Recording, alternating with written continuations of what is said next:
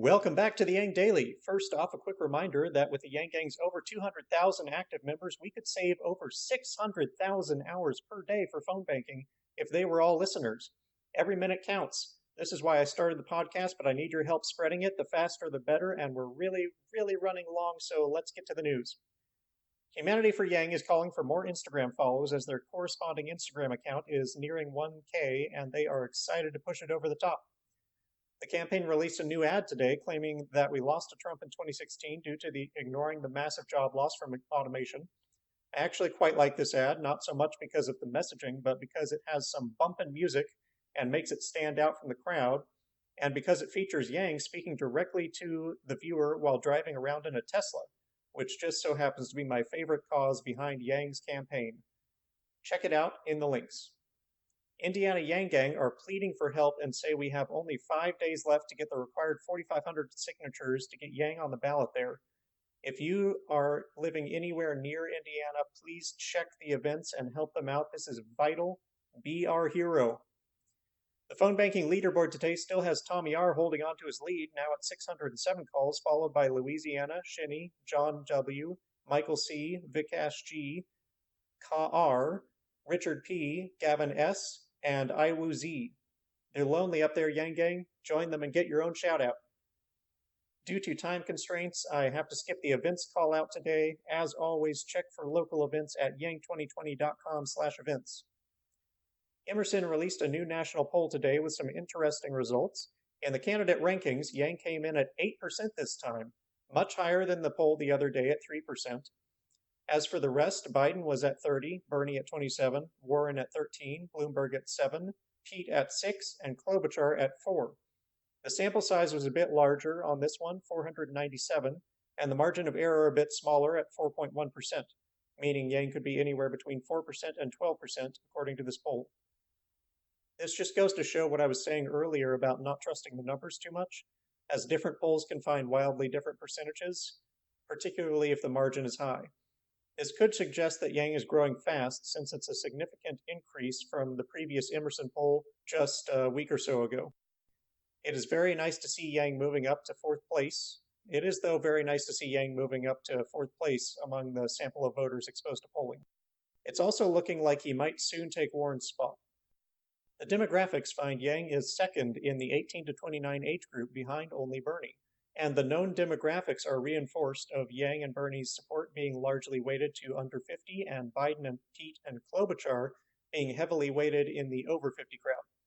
We don't have time to run through minor details, but there were a couple interesting parts to the poll. One of them would have been the head-to-head against Trump, except that they did not include Yang. The frontrunners all polled at even odds of beating Trump. The most revealing was the poll of who would vote blue no matter who. What it showed was that 80 to 90% of Biden, Warren, Pete, and Bloomberg supporters would vote for the nominee no matter who it is, while only half of Bernie and Yang supporters would vote for any Democrat. This is what I was saying yesterday that the Democrats need to pay attention to. If your concern is getting Trump out of office, it's Bernie and Yang most of all who are pulling votes to the Democrats that wouldn't be there with any other candidate. Those are independents, disaffected Democrats, and even Republicans who would vote Democrat for Yang or Bernie, but not for anyone else. For Dems wanting to get Trump out, there are really only two candidates to choose between, but a shocking number of voters are unaware of this because mainstream media seems uninterested in reporting the metrics that matter. There was also a chart of voter commitment floating around Twitter showing Yang and Bernie supporters are the only ones set on their choice, but I don't see it anywhere on Emerson's site, so I can't corroborate that. The last voter commitment chart I saw had Yang around 75%, with the next closest person around 50%. Graham Ambrose of the Quad City Times issued a much related article on how Yang has a lot of support in Iowa from Republican and independent previous Trump voters who say they will caucus for Yang, and if he doesn't make the 15% threshold, they will not pick another Democrat. They will go home and vote for Trump. One such said, quote, "If Yang's the nominee, he'll give Trump a run. The one candidate Trump avoids is Yang. If he mentions him, he gets more attention. He's afraid. They see him as a threat to his candidacy." End quote. The author says, quote, Yang's unorthodox campaign has pitched a big tent. His supporters include disaffected Trump fans, lifelong Democrats, detached independents, policy wonks, technocrats, techno skeptics, and first time caucus goers impassioned about the campaign's focus on futurism and technology. End quote. I'd say that most are more interested in his focus on creating a more humane society, but his understanding of technology certainly helps, especially when contrasted with every other Democratic candidate not having a clue as to the huge impact of automation, AI, cyber warfare, etc. in modern times. At least, I certainly never hear them speak on it with any familiarity. Following the news of Yang polling at 8%, the Yang Gang began trending hashtag Yang Surge, which quickly hit #1 on Twitter. Newsweek's Jeffrey Martin even wrote an article on it, acknowledging the campaign's growth and featuring a number of positive tweets using the Yang Surge hashtag. Yang's polling results were also reported on by Channel 7 News in Boston, where they quoted Yang as saying, quote, "We are right on track to shock the world on February 3rd and then bring this to New Hampshire, where February 11th we're going to keep on making history. The plan has always been to grow and then peak at the right time when voting starts," end quote. Yang has indeed said this from the start. CNN has announced the dates for their town halls in New Hampshire. Yang will appear with Biden, Warren, and Steyer on February 5th, with further details to come. Candidates will take questions from both the audience and a CNN moderator. It will air on all CNN's networks and on CNN.com. Dave Chappelle's appearance dates in Iowa have also been announced.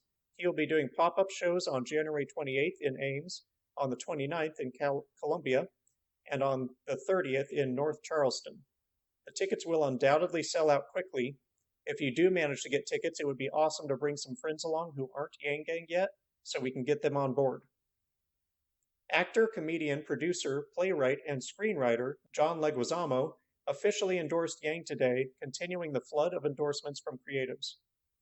Blair Amani, author of Making Our Way Home, gave a soft endorsement for Yang today, tweeting, "I think Andrew Yang deserves some serious consideration." No doubt that endorsement will harden quickly now that she's looking into him. Yang tweeted today, quote, "We need a no first use policy of nuclear weapons. The odds of a false positive are higher today, and we need to reduce the risks of an accidental war," end quote. I have to agree, particularly as accidental war is an innocuous term for the likely decimation of the human race. Nuclear war and the threat of nuclear winter have curiously disappeared from public discourse, despite the fact these weapons still exist in huge numbers and can still be fired at a moment's notice, presenting a potentially existential threat to our entire species. The retail chain Papyrus is filing for bankruptcy, continuing the well-documented decline of the brick-and-mortar retail industry. MSNBC's Katie Tur posted an interview she had with Andrew Yang on his Iowa bus tour. She hit all the common avenues of attack on UBI. You know, it's a handout, it's a Trojan horse to gut welfare, it's not enough to help anyone, it'll cause inflation, as well as the attack of inexperience, and let Yang address them. They discuss impeachment, of course, how Yang is converting so many Republicans by presenting them with solutions for their problems instead of just droning on about Trump, how his inspirational platform is able to turn out new voters, his high electability, his building momentum for the caucuses, how the caucuses work, who he thinks his biggest competition is, the high diversity in his followers, how democracy dollars would give power back to the people, how restoring earmarks could break the stagnation in Congress, what Yang would do to make voting easier, Yang's paid leave policy, and his favorite campaign moment. I wouldn't say it was a friendly interview, as every question seemed to be a criticism and some seemed even patronizing or condescending, such as when she asked him if he even knew how the caucuses worked. But it was professional and informative for viewers. As we know, Yang always shines brightest when he's being challenged because he can legitimately defend all of his positions. I wouldn't say it's something longtime Yang Gang would learn anything from, and probably not a great video for yanging others, but maybe one of the better MSNBC interviews. OurQuadCities.com posted a brief interview with Yang yesterday where they discussed Yang's policy on shutting down profiteering in the Oval Office, how he plans to appeal to older voters, and how the campaign's been going. Nothing really notable in this one, just some nice exposure.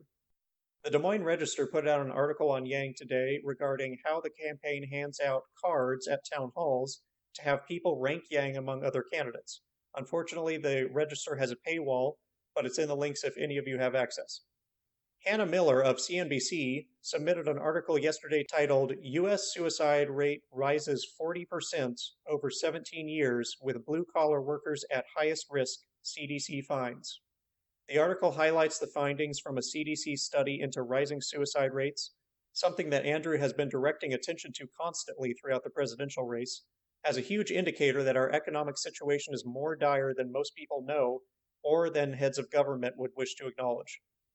The study unfortunately only further supports Yang's concerns, stating, quote, previous research indicates suicide risk is associated with low-skilled work, lower education, lower absolute and relative socioeconomic status, work-related access to lethal means, and job stress, including poor supervisory and colleague support, low job control, and job insecurity, end quote.